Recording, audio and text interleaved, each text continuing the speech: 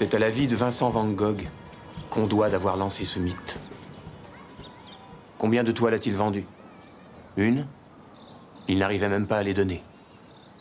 C'était l'artiste le plus moderne de son temps, mais personne n'en voulait. Sa vie est une telle honte pour nous que l'histoire de l'art ne consistera plus désormais qu'à racheter cette négligence. Nul ne voudrait appartenir à une génération qui ignorerait un nouveau Van Gogh. L'art, dans sa globalité, est le résultat de l'expression du vivant, mais c'est aussi une histoire qui a connu un certain nombre de révolutions. C'est le domaine où bousculer les idées devient le plus intéressant, et où l'intention et le résultat ne font qu'un. L'histoire de l'humain, notre histoire, a toujours besoin d'un temps d'adaptation, plus ou moins long, mais rarement une rupture soudaine dans un domaine, notamment l'art, aura été adoptée instantanément. Et c'est ce qu'on aime appeler un génie, quand un artiste ouvre les yeux sur quelque chose d'inédit et qu'un public se retrouve circonspect face à cette vision soudaine. Le temps devient le moyen de transport le plus adéquat face à l'art, et souvent la vérité est plus puissante dès qu'on se rend compte de notre latence. C'est peut-être là que réside le principe de l'art, surmonter le temps, naître puis exister dans des temporalités différentes, laissant l'humanité absorber à son rythme une proposition nouvelle. And selling for $98 million. Thank you, Yuki. Congratulations. Mais parfois, une mouvance est tellement percutante, tellement féroce, qu'elle agit immédiatement. Une révolution instantanée. Et c'est le cas dans les années 70, et spécifiquement à New York, où la culture underground et le néo-expressionnisme vont faire leur apparition. Les révolutions ont quelque chose de cyclique, et dans l'art, elles ont un côté radical très intéressant, souvent en opposition totale à ce qui s'est fait juste avant. Les néo-expressionnistes, justement, qui renouent avec la figuration émotive ou provocatrice, sont une réponse aux minimalistes et leurs arts conceptuels des années 60, eux-mêmes une réaction aux années 50 et son pop art, le sacre d'Andy Warhol, etc., etc. Donc là, oui, on se concentre sur la peinture et cette révolution qui commence fin 70. Fini les toiles bien carrées qui représentent carré blanc sur blanc de blanc, et place aux couleurs, aux mots, aux gestes. Fini l'ordre et les règles, New York devient la toile, et le support comme l'outil importe peu. Seul compte le message, l'intention. Les graffeurs sont partout, les musiciens aussi, et qu'importe si on sait jouer d'un instrument ou pas. Place au bruit, place à la contre-culture.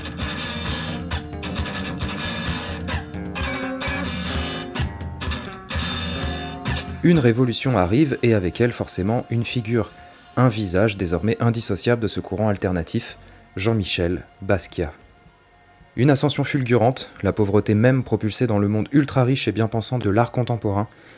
Un homme passionnant qui fait aujourd'hui partie des artistes les plus importants de l'histoire. Et donc Donc il y a un film. Ah oui, je me disais aussi. Et un beau film en plus. Déjà quand je parlais de la fin des années 70 et le début de cette mouvance artistique, il y a un gars important derrière cette période qui s'appelle Julian Schnabel. Et le peintre est l'un des premiers à faire bouger les choses, et bien sûr il rencontrera Basquiat dans les années 80. Et quand Julian veut s'essayer au cinéma, il entreprend d'écrire et de réaliser un film sur la vie de son pote, et c'est comme ça qu'arrive sur nos écrans en 96 le film Basquiat. Ce film donc va retracer un maximum de détails importants qui ont conduit ce gamin new-yorkais des rues sales aux expositions les plus célèbres du monde entier. Après une brève introduction qui relate ses visites fréquentes au MoMA quand il est tout jeune avec sa mère, on commence le cours de sa vie quand il erre dans la rue, après avoir tout quitté, ses études et son foyer paternel. Il a dans les 15-16 ans quand il se retrouve livré à lui-même, et n'a que ses potes pour l'héberger et les murs de la ville pour s'exprimer. Ses tags signés Seimo sont déjà célèbres, et à l'époque ce sont surtout les mots qui priment, plus que les dessins. La vie se résume essentiellement au temps qui passe, demain n'ayant pas sa place entre les fêtes, la drogue et comment se faire un peu d'argent. Il vend des cartes postales dans la rue, et c'est comme ça qu'il fait sa première rencontre avec Andy Warhol dans un des restos, qui lui en achètera quelques-unes assez impressionnées. Jean-Michel peint, dessine sur des portes, des planches, n'importe quoi tant qu'il peut le porter, et se fait repérer puis exposer dans un genre de collectif. On y voit sa rencontre avec la galeriste Anina Nosei, qui lui donne de quoi acheter des toiles et de la peinture, et lui offre ses locaux pour s'installer et peindre. Elle l'exposera pour la première fois en 81, et c'est un succès retentissant. Les nouvelles vont très vite, autant que l'enchaînement des rencontres. Le film relate évidemment son succès, ses œuvres, sa complicité avec Warhol, ses combats avec la drogue, ses amis, ses petites amies, sa tristesse, sa colère, son génie en somme.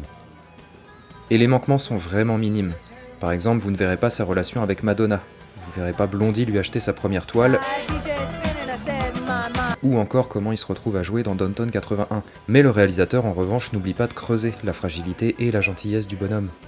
Franchement, pour un premier film, c'est plutôt dingue. Non seulement c'est trop bien fait, mais en plus il se permet quelques représentations très poétiques, très touchantes. Et là, vous le voyez depuis tout à l'heure, mais il faut qu'on en parle, le casting est monstrueux. David Bowie en Warhol, déjà, ça fonctionne tellement bien, et rien de surprenant, vous me direz, mais tous les acteurs sont fabuleux.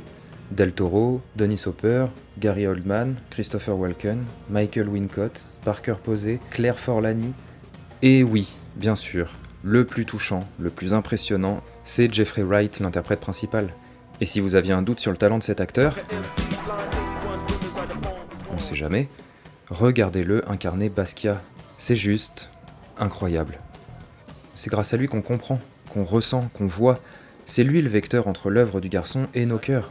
Les tableaux de Basquiat sont une implosion de sentiments et de ressentiments.